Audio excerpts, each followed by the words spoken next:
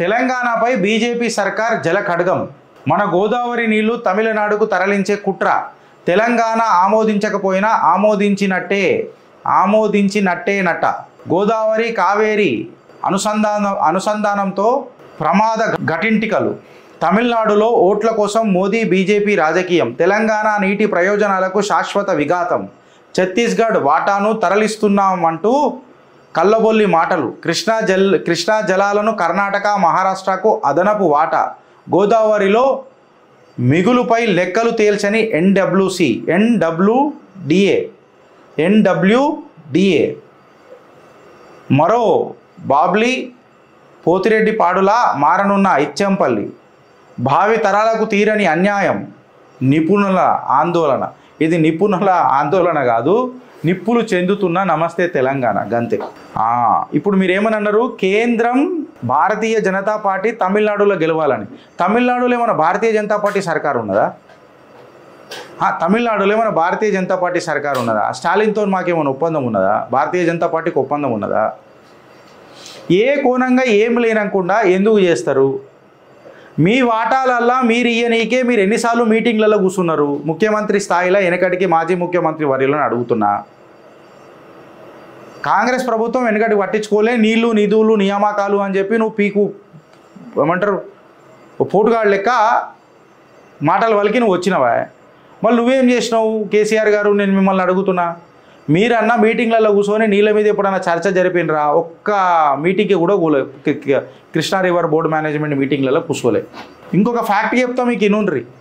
అదే ముచ్చట మాట్లాడతలేరు మీ కూటమి సంఘటన. గంభీరమైన ఆరోపణ వస్తుంది. మళ్ళీ ఇది నిజమా అబద్ధమా మీ పేపర్లు జర కనుక్కొని చెప్పుర్రి మాకు. ఏందనంటే ఇది ఇంకా అలిగేషన్ మట్టుకే. I stand corrected and I render apology if it is really. ఇది రూమర్ అయితే బాగుండు అని అనుకుంటున్నాను నేను.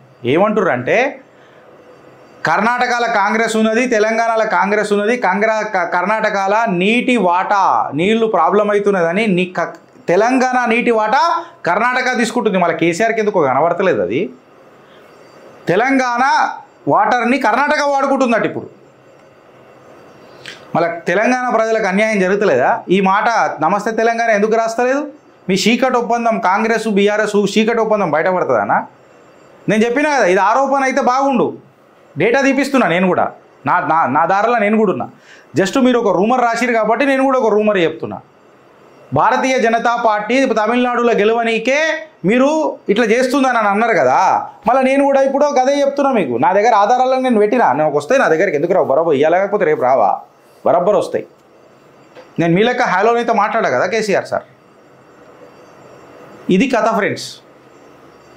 కర్ణాటక నీటి వాటా ఎక్కువ వాడుకుంటుంది, తెలంగాణ వాటాను కూడా. మళ్ళీ రేవంత్ రెడ్డి ఏం చేస్తున్నాడు? కాంగ్రెస్ బీఆర్ఎస్ కూటమి ఏం చేస్తున్నది? ఎంతసేపు బీజేపీ మీద దుమ్మెత్తి పోసుడు తప్ప. చదువు బరువు, ఫీజులు దరువు. భారీగా ఫీజులు పెంచిన ప్రైవేటీ కాలేజీలు.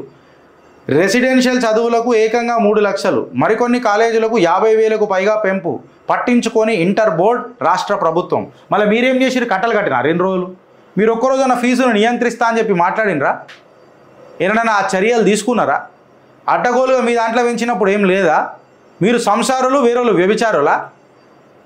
సంసారంలో ముచ్చట మాట్లాడతారు ఏంది? నాకు అర్థం కాదు. కేసీఆర్ ప్రభుత్వం మీరు ఎప్పుడన్నా చేసిర్రా? ఓ పేరెంట్ లెక్క నేను కూడా అడుగుతున్నా, మీరేమైనా చేసిర్రా అని అడుగుతున్నా. మీ ప్రభుత్వం ఉన్నప్పుడు గాలికి ఇడిచిపెట్టిర్రు, గాలికి ఇడిచిపెట్టిర్రు. ఇవాళ పెద్ద పెద్ద మళ్ళీ గాలి మాటలు మాట్లాడుతున్నారు. సిగ్గులు శరాలు ఉన్నాయి ఈ కూటమికి. మేము మీ మీద దుమ్మెత్తి పోస్తాం, మీరు మా మీద దుమ్మెత్తిపోయిర్రి. ప్రజలు మభ్య పోతారు. ఏందని అంటే అరే కాంగ్రెస్ బీఆర్ఎస్ఏ ఉన్నట్టుంది, రేస్లో బీజేపీ లేనట్టుంది రా బాయి. ఒక కథనం రాస్తాడు ఒక్కొక్కడు వచ్చి. ఏమనని? బీజేపీలో గ్రూపులు నడుస్తున్నాయని. ప్రాబ్లం ఇది ఏందని అంటే బీజేపీ వాళ్ళకి తెలివి ఉన్నదా అని అడుగుతున్నాను నేను.